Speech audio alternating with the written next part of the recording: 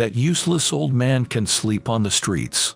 Robert, the director of another department who uses his power to try to make me his subordinate, hurled this abuse at me.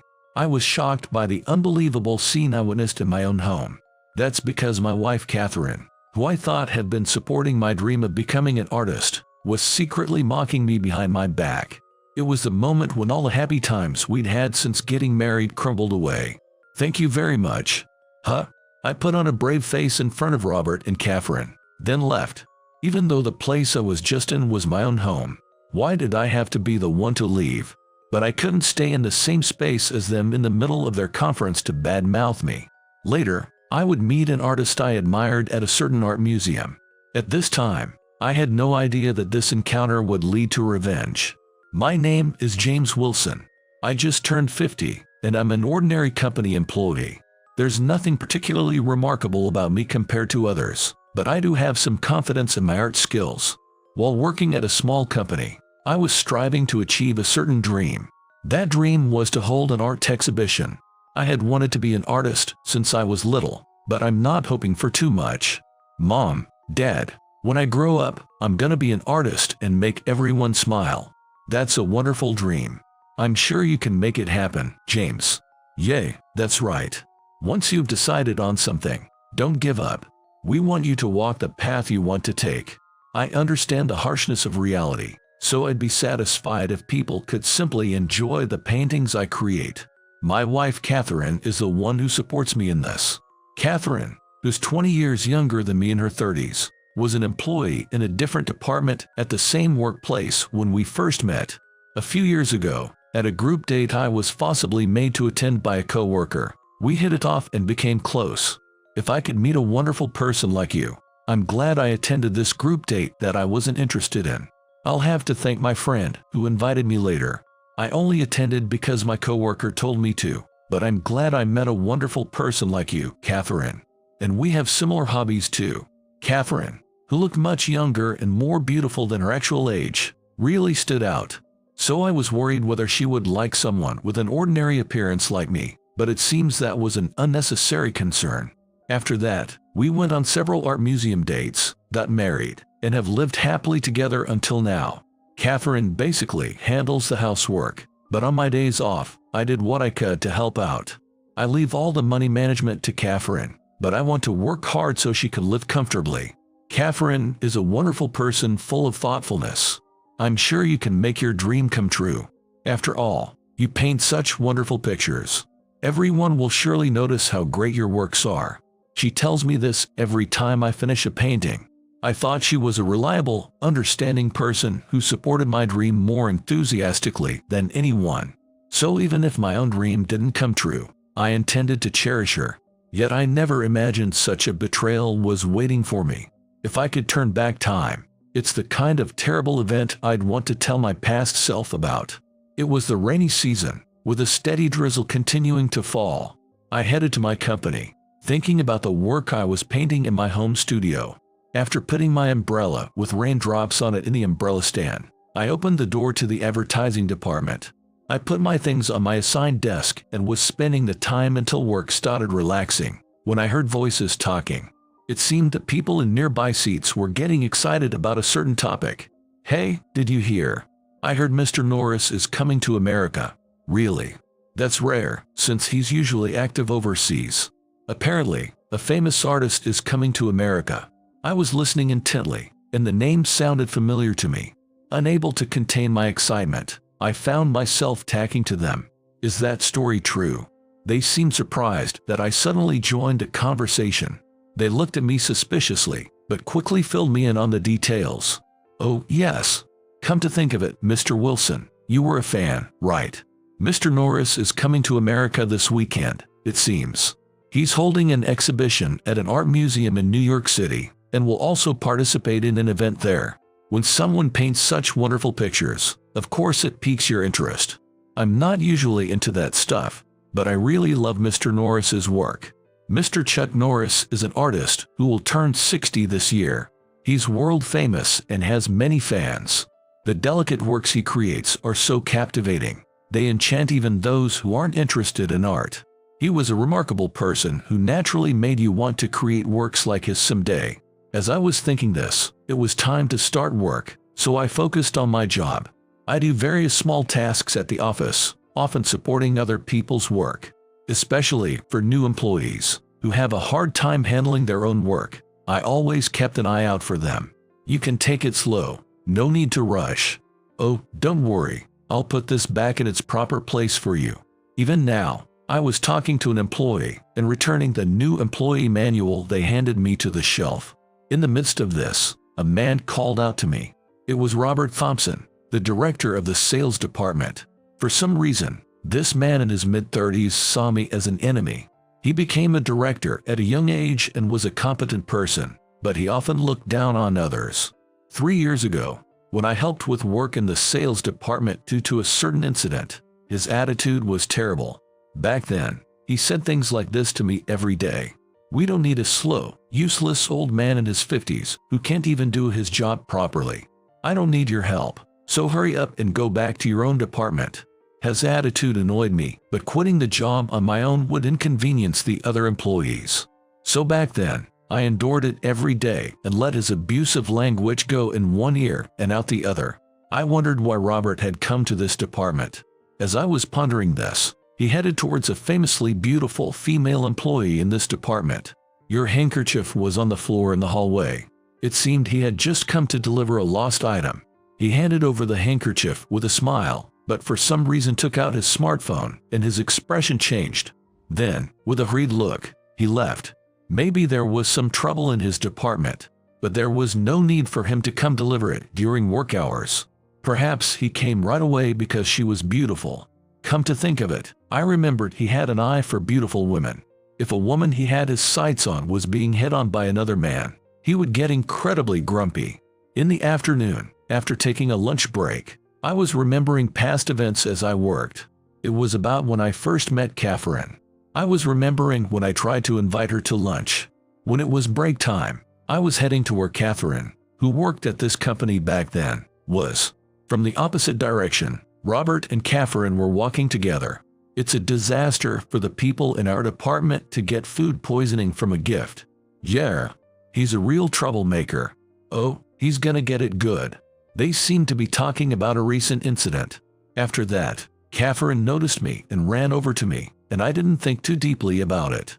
But if I had asked a bit more about their relationship back then, maybe things would have turned out differently later on. Like the shocking realization of Catherine's true nature. As I was absent-mindedly continuing my afternoon work, I heard startling news. I can't believe Catherine collapsed. I need to get to the hospital quickly. About an hour ago, I got the bad news that my beloved wife had been taken to the hospital. I was so shaken, I don't remember who told me or how I heard. That's how worried I was about Catherine.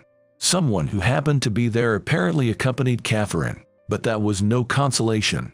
Wanting to see her face and feel relieved as soon as possible, I hailed a taxi and hurried to the hospital. I had probably never been this frantic in my life. I left work early, headed to the hospital, gave my name at the reception, and was told the room number. I opened the door to that room with an anxious feeling, but my beloved wife was lying in bed, looking no different than usual. Perhaps sensing my presence, Catherine sat up in bed. "Are you okay, Catherine? Did you get hurt? Or was it some illness? It's nothing serious, calm down. I was just a bit tired from overwork, that's all." Catherine smiled to reassure me, but I had doubts about her words. She had no plans to go out recently other than shopping, and she shouldn't have had any physical hobbies. Overwork. But you're always at home. You know, the rainy season started recently, right? The whole house was damp and it was bothering me, so I threw myself into cleaning every day, and I guess I got tired out. Then I accidentally collapsed while taking a walk. Doing so much housework you collapse. Does that really happen? Catherine wasn't frail or anything, so it seemed a bit odd to me. But since these were the words of my beloved wife, I decided to believe her. When I collapsed, I hit my head. "So you got checked at the hospital just in case?" "That's right." The doctor was so dramatic about it. "I see. I'm so glad you're okay." I was relieved there was nothing seriously wrong with Catherine. Catherine, who was about 20 years younger than me, was so devoted to me it was puzzling. The words she used to encourage me, as I continued to pursue my dream of becoming an artist, resurfaced in my mind. I couldn't sit still, thinking something might have happened to my wife. The conversation had settled down, so I asked about something that had been on my mind. By the way, when I heard at the company, they said someone accompanied you and rode in the ambulance with you. Where's that person? For a moment, Catherine's gaze wavered. Oh, it was just some stranger who happened to be passing by, but they seemed like a good person and watched over me until I fell asleep in the hospital room. Is that so? I wanted to thank them. They had a sudden errand to run. It couldn't be helped. I should have gotten their contact info. I often hear that most people just look the other way, but when something like this happens, you feel the world's not such a bad place after all. After that, we chatted about trivial things and I left the hospital. To be on the safe side, she was going to be hospitalized for 2 to 3 days, so I went home to get a change of clothes and magazines for Catherine to pass the time. Then, a few weeks later, Catherine had fully recovered and was safely discharged from the hospital. I was happy our normal daily life had returned, but it seems that peace was short-lived. One day, I finished work a bit earlier than usual, so I decided to buy Catherine's favorite donuts and go home. I picked out 3 kinds Catherine likes and headed home in a good mood, but when I entered the house, I heard an unfamiliar voice. It was the laughter of a young man. Thinking maybe a guest had come over, I walked into the house. There in my own living room, I saw a man and woman. They had their arms around each other's shoulders and were having a good time watching TV. Haha, did you see that just now? What a dumb animal. Really. It's comical. The two seemed to be watching an animal show. On the TV screen, animals making dumb faces were constantly being shown. The volume was quite loud, so the sound of me coming home must have been drowned out. The two didn't seem to notice I had returned, so I was about to call out to Catherine, but I was surprised to hear the man's voice. But man, I was shocked when I heard you'd been taken to the hospital the other day. I was so startled when I saw your email. I'm sorry for surprising you, but I was happy you came. By the way, there was someone accompanying you, right? Who was it? It wasn't another man besides me, was it? Of course not.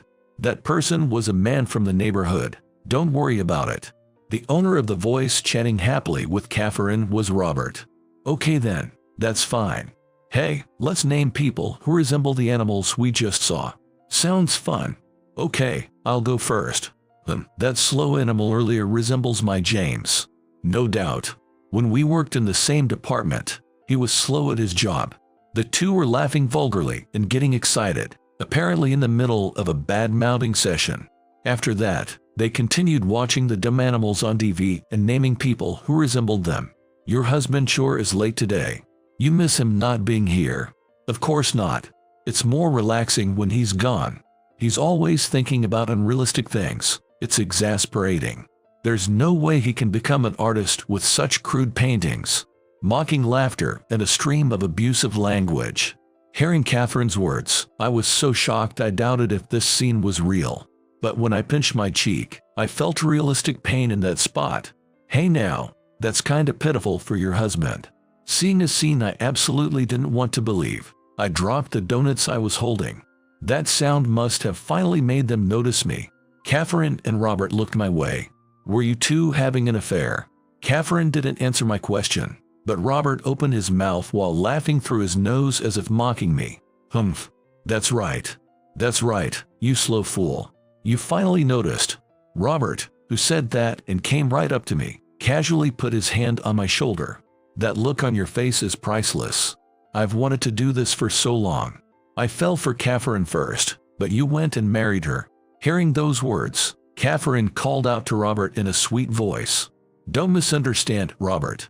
I never loved this man. It was just for the money. I thought it'd be nice to have a lot of money when I eventually got together with you. 'Cause you know, this guy has a lot of savings at least. Catherine, who smoothly said such cruel things, smiled and demonstratively linked arms with Robert. In fact, I just showed you his savings earlier. Yeah, looked like he had a tidy sum squirreled away. Hearing that, I finally realized the true nature of the woman who had been my wife. She must have been secretly mocking me this whole time we lived together. I was a fool to be deceived like this. So don't get in our way. Get out of this house. Why do I need to do that? This is my house. I squeezed out words of resistance in a hoarse voice, but Robert said, so, don't act like the victim. It pisses me off. Come to think of it, I was irritated when we worked in the same department too. Just 'cause you were older, you'd act all superior while teaching me work. You couldn't even do much yourself, but you'd always bug me. It was annoying. I bet you still can do your job well even now, huh? I recalled when I worked with Robert. Everything he mentioned were things I did with good intentions. I was swamped with work myself, but that didn't mean I wanted to neglect younger employees who were struggling. That was the only reason I helped out. But now I'm the director, and you're just a regular employee. How's it feel to be outstripped by a younger guy? Plus, I'm pretty close with the bigwigs at the company, you know. Want me to ask the higher-ups to transfer you to my department? Must be humiliating. Me stealing your wife and becoming director, huh? Robert said those words while sneering. Come on, try calling me Director Thompson. I could only grit my teeth. I desperately tried to ignore the abuse hurled at me, but quickly reached my limit. Looking bored, Robert glanced towards the entrance and said, You're a dull guy. Just get out already. Useless old man can sleep on the streets. Saying that, he waved his hand at me as if shooing me away. In that moment, all the memories I had built up until now crumbled completely. Thank you very much. Huh? Before I knew it, I was unconsciously saying that. By the way, there seems to be a certain rumor going around in my department that you have an eye for beautiful women and your relationships with women are a mess. You're famous, aren't you, Mr. Thompson? Are you satisfied with this? What? Don't tell me there are other women besides me. Robert looked flustered, being regarded with suspicion by Catherine. While listening to them argue, I addressed Robert as director one last time like he wanted, then left. I was glad the betrayal came to light now. It was still better than the possibility of being deceived for who knows how many more years. Putting on a brave face like that, I left the house without saying anything to Catherine. After that, I ended up staying at a business hotel. That house was purchased with my money, but now Robert and Catherine are living there. There's no way I could live in a house like that, and I didn't want to talk to those two. Catherine had access to my bank account, which had the most savings. But the fortunate thing is I had other bank accounts. I thought it was risky to save everything in one bank account just in case, so I made multiple accounts. Even Catherine must have thought she would look suspicious if she managed all my accounts. The other ones I have access to showed no signs of money being withdrawn. But I couldn't be positive with just that. The wounds in my heart from Catherine's betrayal were too deep. Just how long had Catherine been cheating? Was she also laughing at my dream of becoming an artist? Could it have been from the very beginning? Was there love part way through before she gave up on me? Or did she approach me from the start just for money? It would have been better if I had no appeal. That would have been preferable to being told our entire married life was an illusion. Carrying those depressing feelings, I threw myself into work as if escaping from reality starting the next day. Mr. Wilson, you look pale. Are you feeling okay? Yeah, I think you should rest a bit. I'm fine. I just feel like focusing on work for now. My coworkers were worried about me, but if I wasn't concentrating on something, I'd only think about unpleasant things. So I kept immersing myself in work. But in the afternoon, Robert came to harass me once. He turned pale and left right away when I ignored him, so there wasn't much harm. But what was that about? You're a boring guy. Even though your future director came to see you. At first he said that while laughing, but for some reason he looked towards the department entrance, then left as if running away. For some reason, at the end of his gaze, a good-looking woman was standing there blushing. When I asked my coworker later, it seems Robert started being stalked by a woman from some department. Even when he came to work, he was walking down the hallway with a pale face as if running from something. My coworkers apparently witnessed him like that. From that day on, he became busy running away from the female employee every day. After focusing on work for a while, perhaps because I kept concentrating on something, I regained a bit of motivation for other things. So on a certain day off, I decided to head to an art museum to refresh myself for the first time in a while. A popular exhibition by Mr. Norris was being held there. I headed there excitedly, wondering what kind of works I'd get to see, but was surprised to find the man himself at the exhibition. Could that possibly be Mr. Norris in person? When I saw with my own eyes the face I had only seen in magazine interviews and on TV, I doubted if it was real. I unconsciously muttered to myself, and even rubbed my eyes. Perhaps my gaze as I stared fixedly like that caught his attention.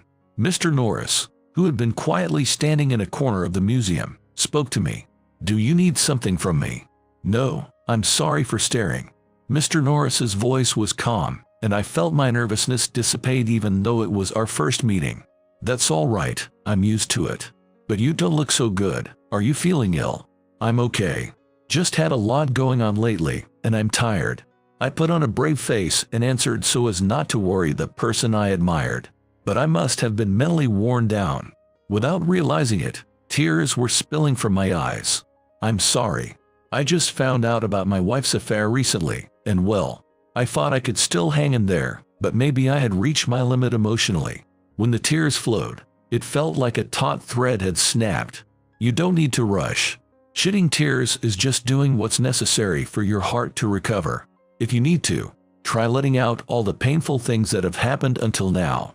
Mr. Norris looked at my face and said that in a gentle voice, so I must have felt reassured that this person would listen to my story without making light of it.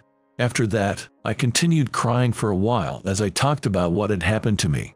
I wondered what I was doing with someone I just met, but I sensed a strange, trustworthy aura from Mr. Norris. As a result, I felt a bit embarrassed, but also somewhat refreshed. So, after the raging storm in my heart had settled, I expressed my gratitude. "Thank you very much. I'm okay now." However, Mr. Norris didn't seem to intend to end our connection there. He continued talking about what I had mentioned earlier, about wanting to become an artist. "You said you were creating works to become an artist. I was planning to hold a joint solo exhibition, but we were short on help. How about you participate too if you'd like?" "What? No way, together with you, Mr. Norris." It was so sudden that I was surprised. Could something so wonderful really happen in my ordinary life? Seeing my perplexed state, Mr. Norris continued talking with a concerned look. "The art museum where I'm holding my next exhibition is a place I'm greatly indebted to. But due to a meeting mistake, we ended up not having enough works to display. I thought the offer was too good to be true for me, but if I refused here, I'd regret it for the rest of my life. Of course, I'll have you show me your works first before proceeding with the discussion." I didn't want the betrayal by Catherine to become just a sad memory. With that sole thought in mind, I nodded. "If someone like me will do, then please let me join you." But that wasn't the only reason. I also wanted to help because the person I admired seemed to be in a bind. After that, things proceeded smoothly. Normally there would be more various explanations, but only the bare minimum was given. Probably because there wasn't much time left until the opening. After a few busy weeks passed, the day of the exhibition arrived. In one corner of that art museum, a few of my paintings were displayed in the back. These were things I had removed from my original house when Catherine and Robert went around. It was tough getting them ready in time for today, but I was relieved I somehow managed. I can't believe a day like this would come. It's like a dream. Gazing at the visitors coming to the art museum, I was immersed in deep emotion. Just coincidentally meeting the artist I admired and being able to talk with him made me happy enough, but I never thought my childhood dream would come true in this way. "Mom, Dad, look. I like that painting over there." "What kind of painting is it?" "Oh my, as expected of Mr. Norris. Isn't it lovely?" "Oh, that one. It's nice, isn't it?" Most of the visitors were there for Mr. Norris's works. Only a handful stopped to look at mine. But even that made the effort I put into painting them worthwhile. "But that one's good too. It depicts a close-knit family." "Oh my, it's a somehow heartwarming painting. This seems to be by a different person, but I'm sure a wonderful person painted it." Among the visitors who were delighted like that, there seemed to be a newspaper reporter mixed in. That male reporter apparently came to cover Mr. Norris's works, but he took an interest in mine too. As a result of his coverage, he not only introduced the exhibition in a newspaper article with a special feature, but also conveyed it to viewers on a TV program. In the blink of an eye, my works started garnering attention from many people. I didn't intend to sell my works or quit my job to focus solely on artistic activities, so my daily life didn't change much, but I felt a bit shy about it all. Plus, my coworkers at the company started teasing me more, so it was a little embarrassing. As I spent my days busily like this, before I knew it, the wounds in my heart had healed. But I guess Catherine heard about my story. A few weeks later, that traitor came to see me. By that time I was living not in a business hotel but in a small apartment, but somehow she had tracked down my address. On my day off, while I was relaxing at home, she came to visit. "Long time no see, hun. I'm not your husband anymore. I sent you the divorce papers, remember?" When I opened the front door and saw Catherine's face, I was surprised. I was also surprised that Catherine still called me hun. James, back then I wasn't in my right mind. "Let's make up." "What are you saying? Our relationship is over. I already filled out my part of the divorce papers, didn't I? Hurry up and fill out yours too. Don't say such sad things." Back then, I couldn't see how wonderful you were. When I saw her ingratiating smile, I unconsciously averted my gaze. My expression distorted at her swiftness in changing faces. She probably thought she could squeeze money out of me now that I had become famous. There couldn't be any love there. I didn't want to talk with her any longer, so I tried to close the door. But Catherine wedged her hand in the gap of the door. "Go home. Come on. You could at least hear me out a bit more. I have nothing to say to you." How cruel. And after I supported your dream so much. What a thing to say when she was mocking my dream behind my back. In my heart, feelings of indignation swelled up. I was about to say go home again when Catherine started looking around. For some reason, she started casting her gaze here and there. Seeing her suspicious behavior, I asked her, "What's wrong?" "Actually, I'm being stalked.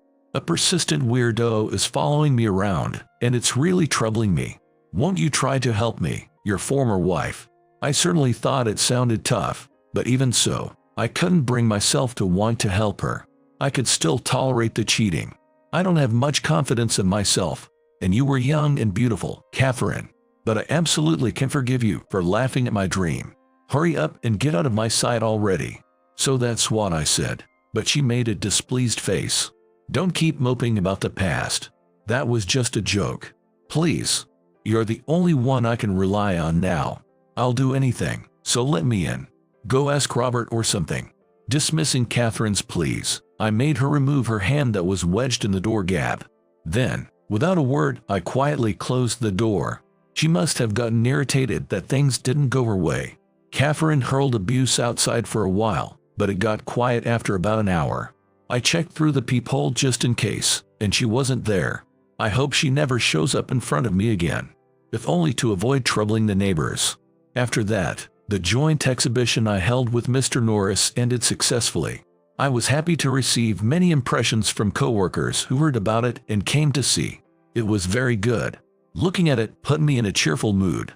But I was surprised you held a joint exhibition with Mr. Norris.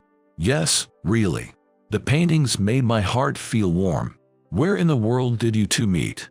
However, for some of the questions they had, I could only give vague answers.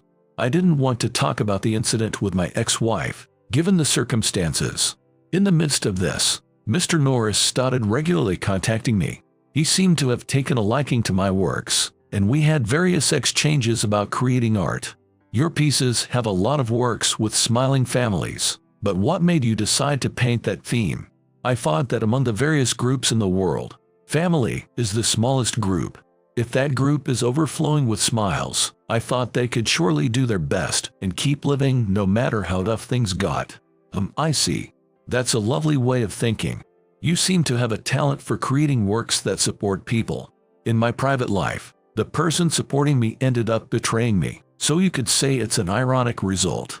Hearing Mr. Norris's words, I had mixed feelings. But ever since that exhibition, I feel like I've grasped something new as an artist. I feel my skills have improved in expressing the essence of my works. I'm finding artistic activities more and more enjoyable. However, it seems Catherine and Robert aren't having a very good time. Surprisingly, it seems Catherine was cheating with various men besides Robert. That apparently included the person who accompanied her when she was taken to the hospital. She got into trouble with several men and got caught up in crime, it seems.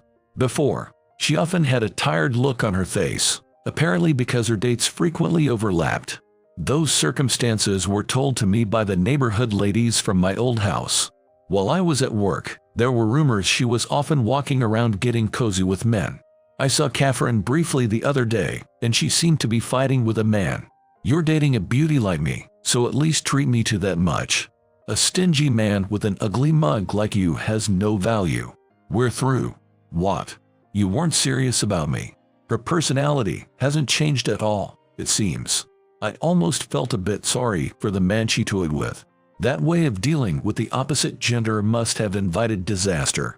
She was apparently stalked by multiple men and earned the resentment of women. Catherine said she had hair-raising experiences then, but it's no longer any concern of mine. Come to think of it, there was a time I accidentally took a book Catherine was reading during my moving process. I don't have a habit of reading comics, so I secretly returned it later, but when I whimsically read it, I was shocked. The content was the typical romance comics plot development, where the heroine is drawn to a man working hard for his future. But the words Catherine had said to me were written in there, and it was a blow. I'm sure you can make your dream come true. After all, you paint such wonderful pictures. Everyone will surely notice how great your works are. Those were the words Catherine had said before. All the words that had moved my heart were lines from comics. As I thought, the Catherine I saw was an illusion from the very start. A few months later, I thought I wouldn't be involved in exhibitions anymore, but I guess I had a connection. This time, I was going to display my works by myself. The museum director, who fiercely liked my works, reached out to me, so I was really grateful. It was my first solo exhibition, so I had a lot of anxiety. Actually, I was asked if I wanted to hold an exhibition, and I wanted to ask for your advice, if that's all right. Oh, really? Congratulations. In that case, I'll gladly help out. I was able to make it a success with Mr. Norris's advice. I'm proud that the families who visited were delighted. Mom, Dad, this painting has such a fun feeling to it. That's right. It's an exhibition by someone I don't hear about much, but I'm glad we came to see it. Yeah, I have an acquaintance who likes this kind of thing, so maybe I'll introduce them. However, I never thought I'd reunite with Catherine there. James, long time no see. Actually, I need to borrow some money. I need about $60,000. That's okay, right? I don't know what she did, but it seems she's shouldering debt. I can understand at all how she has the nerve to show her face in front of me so brazenly after acting so treacherously. Is that what you came to see me for? I found out later, but apparently Catherine tried to sell my house to pay back the money. She knew it wouldn't work due to the procedures, but I was disillusioned. Her parents stopped her, so she apparently gave up on fixating on selling the house. Thanks to Catherine's parents, I was later able to return to my house. But honestly, I don't have very good memories there. However, since I was indebted to her parents, I wanted to properly repay that debt. So, since the house they were living in seemed to be several decades old and quite aged, I decided to give them my house, thinking they could use it as their future residence. Sorry, but try asking someone else. Why don't you ask Robert? He got fired from the company for misconduct. There's no way I can rely on him. That's why you need to do something. You're not my wife or anything anymore. You're bothering the other guests, so please leave. No way. I never knew you were such a heartless person. I won't ask for your help again. Apparently, Robert had gotten fired from the company without me knowing. Even though he provoked me so much, I hadn't had any contact with him at the company recently, so I thought it was strange.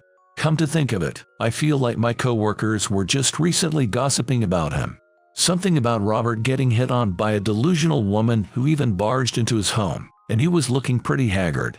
It's an unsatisfying ending no matter how you look at it. Catherine hurled abuse at me and glared, but she seemed bothered by the stares around us and hastily left. I later heard she got taken in by the police, but by that time I no longer cared about her. After that, my artistic activities expanded smoothly. This time, an exhibition at an overseas art museum was decided. My works would be seen not only by people in America, but by foreigners too. Not long ago, I would never have imagined this happening. I think I've been blessed with incredible luck. Before, I thought it was enough if I could paint as a hobby while working. But my feelings have changed a bit. I'm spending much more time on artistic activities. So if exhibitions keep increasing like this, I'll need to think about the future. When I sent Mr. Norris a detailed report by email, including those concerns, he said this: "Your success wasn't just due to luck. It's precisely because you never gave up on your dream and kept working hard." When I heard those words, I remembered. There were times I thought about giving up on my dream, but I was saved by Catherine's encouragement. But there were things besides her words that motivated me too. That was what Mr. Norris said in response to an interview in a certain magazine. Making your dreams come true is tough. We know not everyone's dreams will be fulfilled, but that's exactly why the wonderfulness and preciousness of pursuing dreams shines through. If you have an important dream, I hope you'll keep chasing it. This sense of accomplishment when your dream comes true is amazing. I want to remember these words and not forget them from now on.